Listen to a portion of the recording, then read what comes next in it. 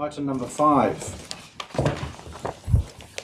Rates Resolution 2016 and 2017.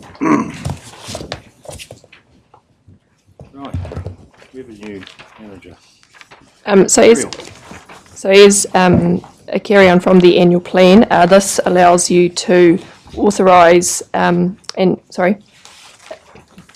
provides for all your rates and charges and authorises council to assess those rates and charges and charge late payment penalties.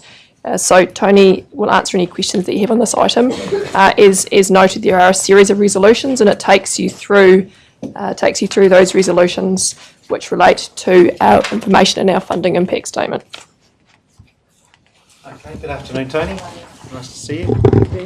Any questions? Do you want to talk to the item, Tony, or take any questions? Quite right. Take the item as read. Any questions or queries of Tony or Ariel? Other than this is a separate resolution, not part of that one. Starts on 5.1. Resolution goes for the rest of the next lot, doesn't it? Yeah, 3 to 5.6. No, to number 13. 5.6, 5.6. Okay, any questions about the rates? Councillor Jollins. Thank you, Your Worship. Just a point of clarification for me, and it relates back to Whai Water again. Sorry, I'm sounding like a broken record. How are you going to account for how you're going to distribute those charges across the wider scheme as this project unfolds? Because obviously it's not included in here at the moment. Are you going to have a separate fund? How are you going to manage it? I'd like to understand. Sorry, could you repeat the question?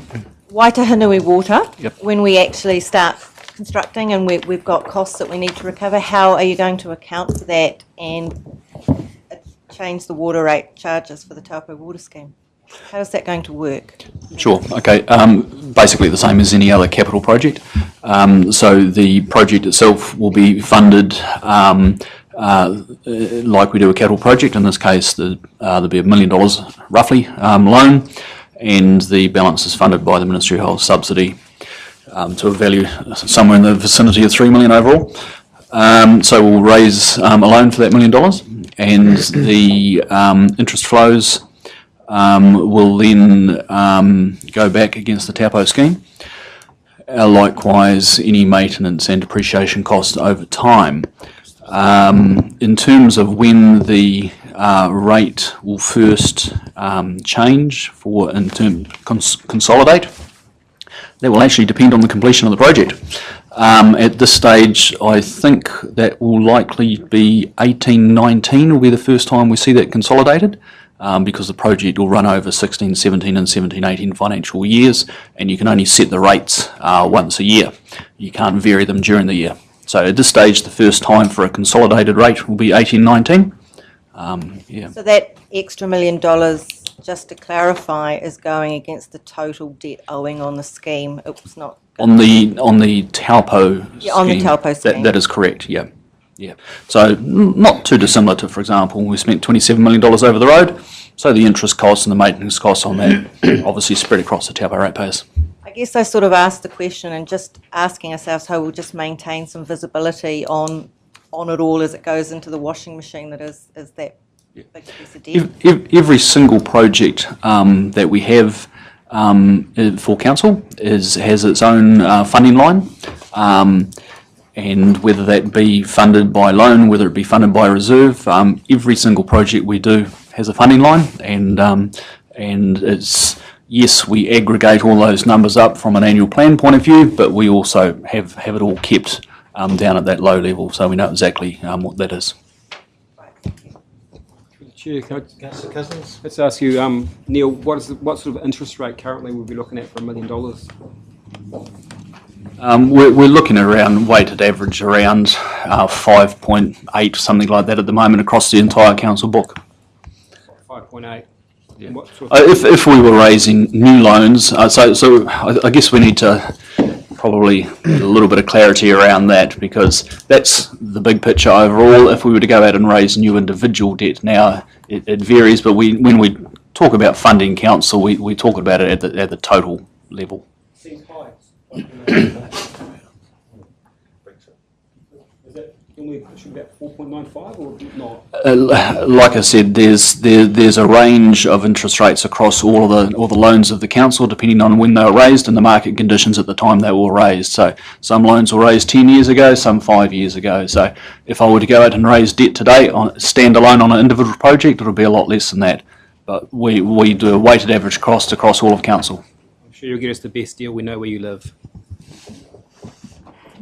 All right. Mr. Chairman, just clarification on the rates remission for Waitanui Water, even though it may be 2018 before it comes on, part of the 16-17 year annual plan includes those rate remissions.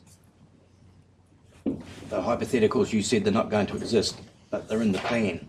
The policy is enacted from 16-17, but there won't be any eligibility for it until 18-19, so it's getting the framework in place.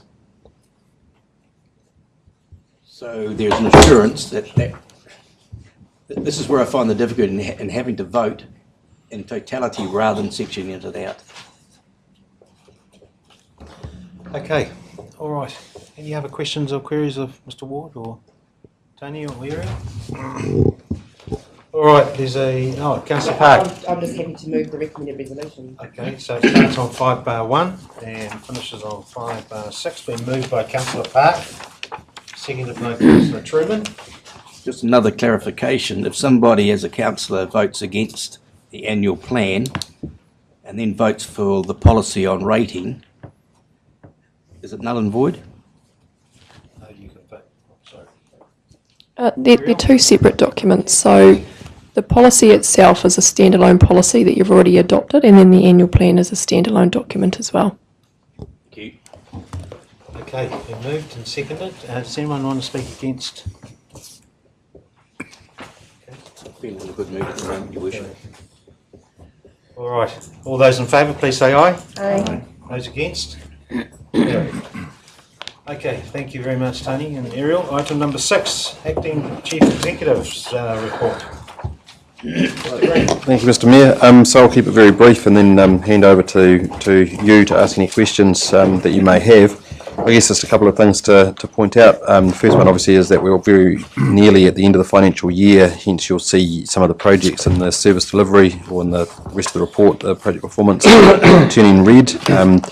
I'd say that's just a virtue of the fact that we are near the end of the year, and so those projects which we've talked about as the year's gone on, obviously now look like they're red because we clearly aren't going to complete them by the end of the financial year. The only other things I'd point out is obviously the big ticket items that we're starting now is starting the discussion on freedom camping, and I'd note that we put some Facebook commentary out on the weekend. I think we got the largest ever reach of that Facebook marketing that we've ever had. 9,000 odd reached 9,000 people, and a large number of comments came through. So that's obviously hitting a nerve out there in the community. Likewise, Kinloch, we're out there at the moment undertaking the consultation that you've approved, and that's getting a little bit of localised feedback in Kinloch. Other points to note is that we're still working with the Three Waters contractor, which is going to be starting at the 1st of July, as I understand it, Dennis. And so that's a big bit of work that the team are going through at the moment, getting the new contractor up to speed with all of our processes and procedures. And the other big one at the moment is dog registration. So if you see the ladies downstairs looking frazzled, it'll be because a whole lot of people are coming in paying their dog registration fees, and that always brings out the best in people. So other than that, I'll leave it to any questions that you may have. Okay, thank you, Mr. Green. Any questions, Councillor Krastowski? I'll just have a couple if I may. 6-4, the top paragraph about Kinloch Reserve. I understand that we have received a legal challenge. No, we haven't received a legal challenge. We've received a letter from a lawyer on behalf of one of the properties, which has just been replied to by our solicitor, and I've asked that be shared with you in your weekly communication at the end of the week. Okay, thank you. And my second question was relating to 6-18 under the Museum and Art Gallery.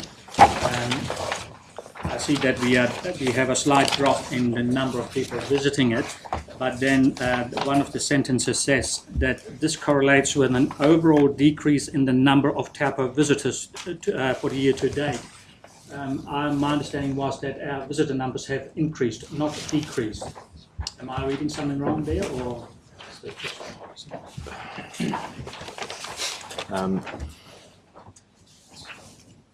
Yeah, there is. Yeah, I think the word museum is missing from that, as opposed to the global visitors to Yeah, I town. think so. Yeah, Bernadette, it's visitors, sorry. It's visitors to the museum that have decreased, not visitors to Taupo. So we differentiate for the museum. It's one of our few facilities we differentiate between locals and out-of-towners. So locals get free and out-of-towners pay. So that's that. Even so, one would have expected an increase rather than a decrease. There's a word difference there. Yeah. Okay, thank you. Councillor Cousins. Through the chair, just some comments and questions. Page 6 bar 1, just under Turangi-Tongariro Community Board. Just wanted to say, because we don't say it enough, John, can you pass back to staff big thanks to the pool staff for getting that pool sorted like they did, and also to Greg and Annette. I appreciate everything they have done. I mean, we quite quickly to have a piece of staff that don't do it, and I want to say big thanks. Sure, I'll pass that on. Thank you for that. Please pass it on. Moving through to 6 bar 4, under all food, the red orange dot. Short-term contractor brought in to assist with the remaining food audits. There might be something I might be missing because I wasn't here at last council meeting, but I didn't see anything in those minutes. Are we behind for some reason? I know there's new legislation, but how far behind? We're through the chair. We're in the process of trying to catch up. We were down on staff, so we've got a couple of contractors in assisting with the field work to try and achieve what we did. But is any exposure? Talking about risk, is there any exposure to council for that being behind? no. Okay, very good. Also on that page under. Discussion with our vendors are ongoing to upgrade the system. What is that? That's beneath highlights, got current issues. Who's the vendors? What page are you? 6 bar 1.4 is the orange dot highlights, and I think they've got current issues. It says discussions with our vendor are ongoing. So we're looking at, so that's the IT systems. So we're looking at our IT systems in its totality, and we'll bring something back to you in due course. No, very good. Just I'm busy for a while. 6 bar 24, underneath the very bottom page, the bottom chart, you've got the district's events. I know the Turangi pig hunting competition was the biggest it ever had. I think it's right that we write a letter of thanks to the organisers from council to say that we really appreciate the effort they've done. They do it for love of the district and of their pastime. I think we should say a big thank you to them for the effort they've done. And the last thing I wanted to ask Alan was post-Brexit, what's our Tesco shares worth? I want to talk about that? Okay. Are you talking about England being eliminated from the European soccer, or? All day. They were selling at 162, but they got rid of their coffee business, so they should go up. It's a good point though, Councillor Cousins, the Brexit, just while we've got the finance manager here or the chief accountant, is there any complications going forward? I think it's too early to tell, really. Yesterday, for example, the Asian market went up overnight, the British market went down, the pound's still falling. I think it's pretty much a wait and see. Just to clarify, on 6 bar 12, under emergency management, it says the Waikato region has adopted the group plan. It's adopted the proposed group plan. It won't be finalised until November. Thank you, Councillor Park. All right, any other questions of the acting CEO? Yeah, Mr. Chairman, 6 bar 7, which I've talked to Mr. Ridd and Mr. Green about, it relates to Unison's, to do with the lights, Crown Park. It's got here, they've kept the price at 29,000, last month they said 21, and then the contract has been awarded for the sum of 142, it was a total of 179,000, and it's showing 179,000. It was now last month 171. I think Mr. Red has an explanation. Yeah, there's a couple of issues here. The cost of the job is 171, but the inaccuracy is the green. That should read 200,000. When the budget was adopted in March, that was the budget that was resolved by council. So I need to correct that for the next report. So it should read 200,000. Are we still receiving the complementary generator or from Unison? It's not complimentary. I think it was cost sharing. So the cost sharing is capped at 29,000 from Unison. So yeah. One more query, Mr. Chairman, which is taken up with Mr. Green. Councillor Body. Normally the list of projects we get is 11. This month is 10, and it transpires that the document to do with the Waitanui water isn't included this month, and Mr. Green had a reason for that.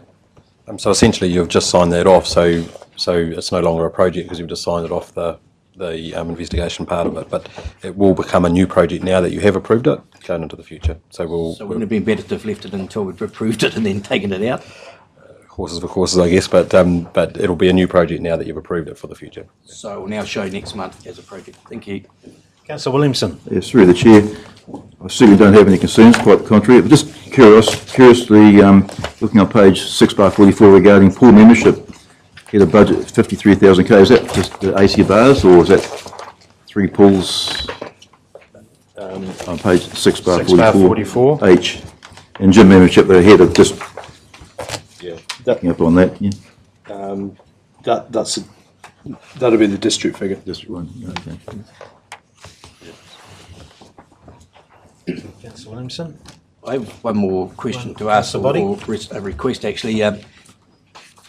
Councillor Cousins has raised the issue of our Tesco shares. Sometimes it's weird a printout of what our share portfolio is doing.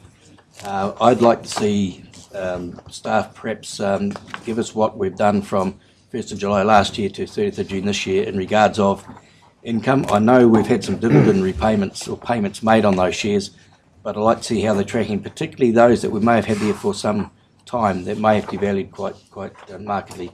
So that's what I would like to see. For the next council meeting, maybe things will settle down then, Owen? I don't think the exchange rate would have, but yeah. Just to see where we're tracking for the last 12 months. It's some time, as I said, since we had that info. Just on the equities? On the equities. Yeah. All of that information actually forms part of the annual report. So we could do a separate report, or you could just wait until you get the annual report, because all of that stuff we have to disclose anyway through the annual report, but up to what councillors wish. We'll do a separate report, and one of the aspects of equities which we have been very restrained about is the actual dividend yield. With the way the interest rates are at the moment, the dividend yield is often greater than the investment yield. But as per our workshop this morning on our risk profile, we have a very low risk profile. So therefore, we have been very conservative in that regard. Just to say, Mr. Chairman, that the last one that I saw, and in fact all councillors got it, it had what we paid, what they're now worth, the number of shares. And if we had the dividend returns in any of those, it would be helpful as well. Yep. Thank you. All right. Okay. Any other questions? All right. There's a recommended resolution on 6/4. Contained in the acting report, I think.